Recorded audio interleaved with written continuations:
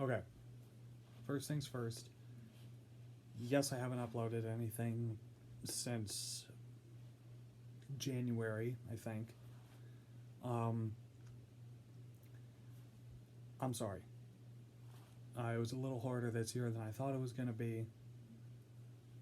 Um, I will do my best to restart, to kind of hit the ground running with this video.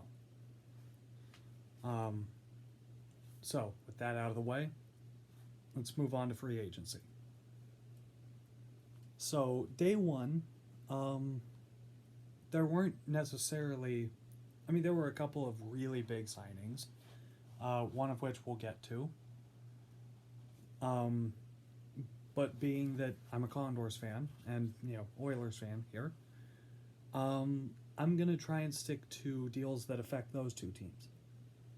Um, and I'll get to one that is a personal deal that, you know, I'm not a fan of it needing to be done, but we'll get to that one. So, with that said, we're going to start with Edmonton first because my channel, and I feel like it. So, coming into this free agency, Edmonton fans kind of knew what we were looking for. We needed a third line center to play behind McDavid and Draisaitl. And it looks like we have that in Kyle Turris. Now, it's a 2-year deal, and Kyle's AAV, or his, I think it's annual average value, I think.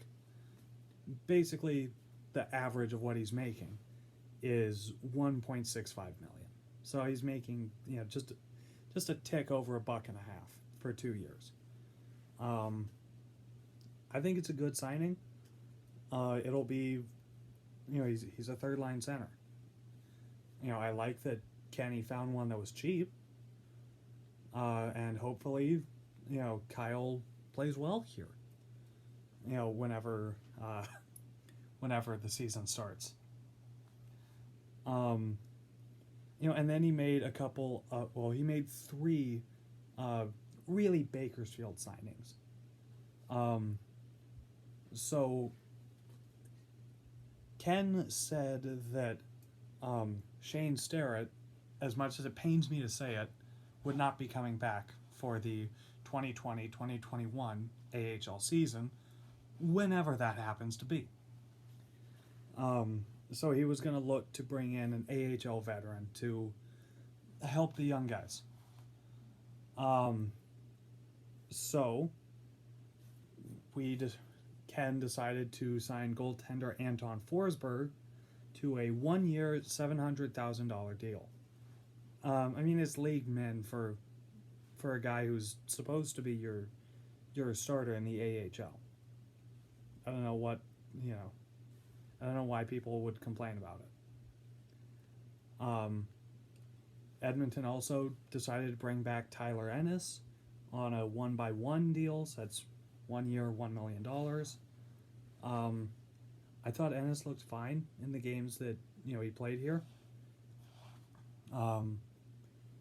Surprised me a little how fast he still was for his age. But yeah, hopefully he comes back from his injury in the playoffs and is good. Obviously, I hope he comes back in general. And that injury won't mess him up. But it's 1-by-1. So then we get to another AHL signing in noted Stockton Heat player Alan Quine on a 1-year, $750,000 deal. I love this signing. I really do. Alan Quine killed the Condors a lot when he was with Stockton. And there was a veteran. I saw a tweet today, when they announced that we'd signed Quine, that said, that was attributed to one of the veteran Condors players, saying that Alan Quine and Dylan Dubé from Stockton were the best players in the division last year. Yeah, if that's the case, Gimme. I want good players. Um, so he'll probably be one of the A's.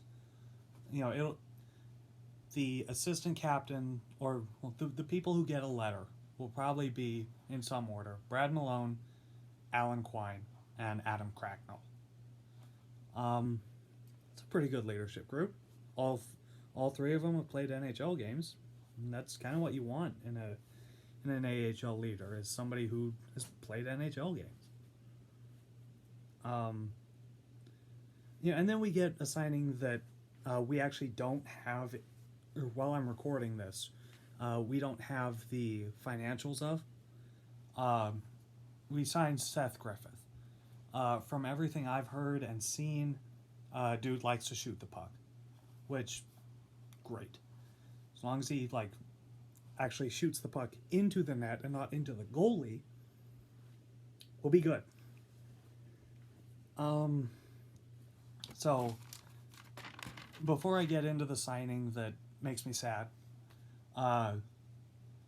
we're going to talk about the guy Edmonton decided not to sign, that I thought might get a 1 year deal.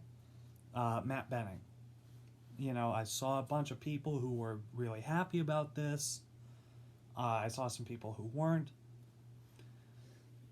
I hope he does well, you know, on his next contract, because I like the guy. All right, so we're just gonna rip the Band-Aid off now. Ken Holland decides not to sign Josh Curry, and Josh goes to Pittsburgh.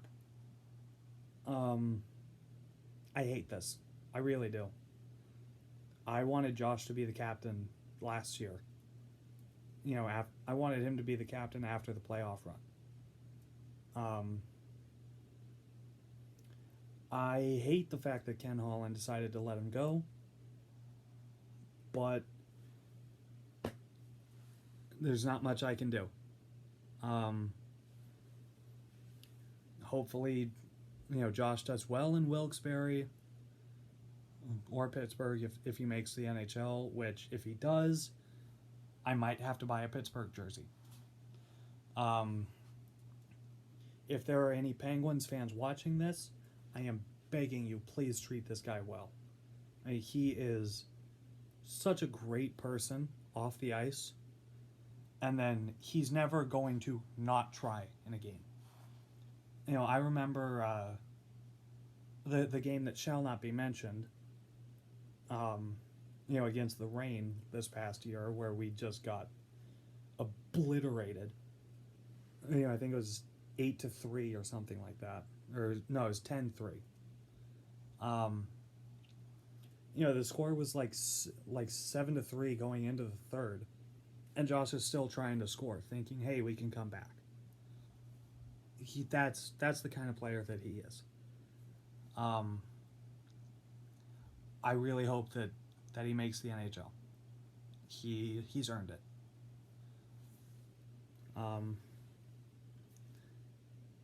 So with that said, we're kind of gonna go through really quickly. Go through the rest of the division. Kind of highlight the big deals and the ones that that are notable to me. So we're gonna start with Anaheim. Yeah, and we're also gonna go through they lost this player, and they signed these guys. So I don't know if this one's been confirmed, but it's widely reported that Anaheim is signing noted Stanley Cup champion Kevin Shattenkirk to a 3-year or to a 3 by 3.9 one-way contract. Obviously that scares me because Shattenkirk is still really good. I don't think it's going to help Anaheim that much. But boy, if Drysdale, who they just picked up with the 6th overall pick, if he makes it in that, in those 3 years, that could be scary. And then they re-signed Derek Grant to 3 by 1.5. He'll probably just be their fourth line center. And then I'm assuming this is an AHL signing. They re-sign, well, they bring back Chase DeLeo on a 1-year, $700,000 two-way deal. Yeah, I mean, I don't think Anaheim's gonna be much better than they were last year. The Gulls are gonna take a bit of a hit though, given that Anaheim decides not to re-sign goaltender Kevin Boyle, who was pretty good for him. I don't have the stats up with me, but he did really well for the Gulls. So, good. I'm glad that they're going to suck more. Arizona brings in John Hayden on a $750,000 one-year deal. And then they also bring in a guy who I was rooting for with Dallas, Tyler Pitlick. Or no, he was with Philly. He was with Dallas a couple years ago. But yeah, Tyler Pitlick gets a 2-year contract worth $1.75 million, or he gets a 2-year $1.75 million deal. Yeah, Arizona needs they need some help. What with the Taylor Hall thing and OEL that happening, where he basically holds the team hostage, saying, "Hey, trade me by today."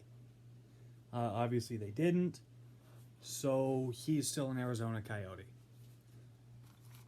And they don't really lose anybody. So Tucson still might be really good. Then we get to what I consider to be the biggest signing affecting the division this year. Calgary decides to sign Jakob Markstrom for 6 years at $6 million. Boy, they're really betting on themselves being good, aren't they? If you're going to sign a 30-year-old to a 6-year contract. Now, I know he just got off winning the Vezina, but okay. If you say so, Calgary. That's going to suck for Edmonton. Trying to score against Jakob Markstrom and then Dave Rittich, who is still really good. Yeah. It's a good signing, which means I don't like it. And then they sign Alex Petrovic and Buddy Robinson, probably for the AHL, both to 700 league men, $700,000 for 1 year. Petrovic's contract is two-way. Robinson's is not. They also lose Toby Reeder, who I think went to Buffalo. Which, that's going to hurt their NHL team, but good. And then the guy who I kind of wanted for the Condors, Calgary also loses Ryan Lomberg. And I think he signed with, Washington. Lomberg's a piece of shit, but he's a great guy off the ice. I wouldn't have minded him on the Condors. Because if you're a piece of shit, well, that probably means you're not very fun to play against. Okay, so then we move to Colorado, who signs 4 guys, probably all for the AHL. They sign Mika Salamaki, Kiefer Sherwood, and Michael Vecchione, all to the same contract. Or Salamaki's is two-way, but Sherwood and Vecchione they're both one-ways. But those 3 contracts are 1 year, $700,000. And then just because Joe Sakic wants to make my life difficult, he signs Sheldon Dries to a two-way contract for 1 year with a salary of $771,750. Why so specific? Why not just 772,000? But whatever. They're all probably coming to Colorado, to the Eagles, which I don't like that. I don't like it when other teams in our division get better. LA made it really easy for me. So far they have signed nobody. Although, I mean, whatever. We'll say that they signed Quentin Byfield, because they might sign him. Which, boy, I'm not looking forward to playing him. That dude looks like he's going to be a problem in this division for a long time.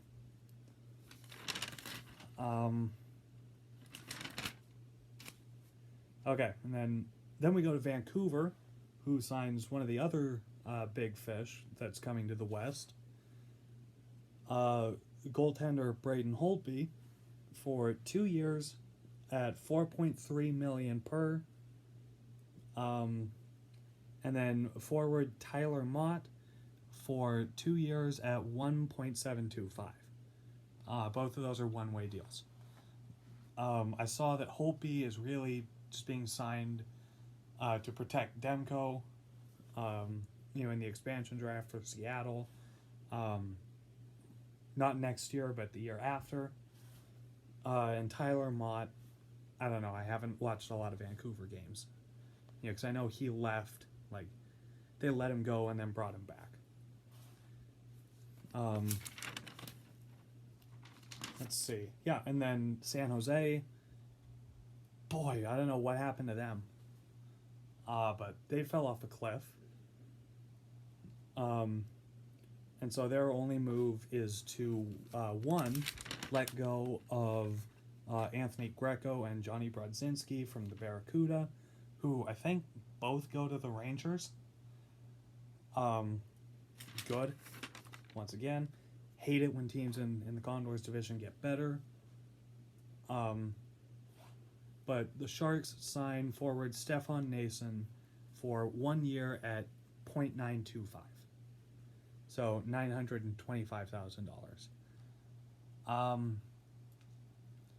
Obviously none of those guys are Pietrangelo, Krug, Hall, Hoffman.